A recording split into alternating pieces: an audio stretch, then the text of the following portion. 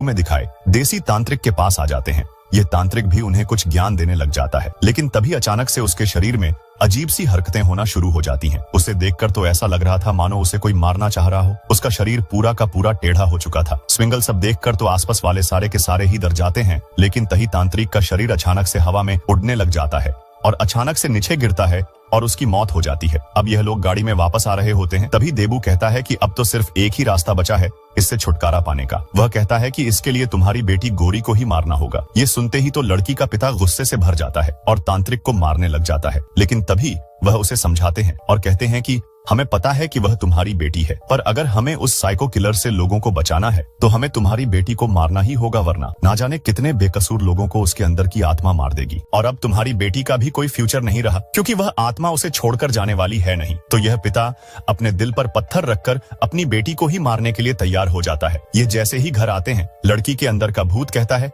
कि आ गए तुम अपना काम करके। मैंने देखा कि तुम उस तांत्रिक के पास गए थे, पर अफसोस कि मैंने तो उसे मार डाला। लेकिन लड़की की माँ अब कमरे में पीछे जा चुकी थी। इधर यह लड़की भी अपने पापा से कुछ बातें कर रही थी, मतलब कि इसके शरीर में जो आत्मा थी वह बातें कर रही होती है। उधर माँ पीछे एक पानी की बाल्टी को खाली करती है और उसमें केरोसिन डालने लग जाती है। जैसे ही केरोसिन डलता है, वह आकर एक बार दरवाजे के पास खड़ी हो जाती है। अब सही मौके का फायदा उठाकर वह बाल्टी को लेकर आती है और लड़की के ऊपर उस केरोसिन को डाल देती है। लड़की कुछ भी समझ पाती उससे पहले ही उसका पिता एक माचिस की तिल्ली जलाता है और लड़की के ऊपर फेंक देता है और यह दोनों तुरंत भागकर घर के बाहर आ जाते हैं और दरवाजा बंद कर देते हैं।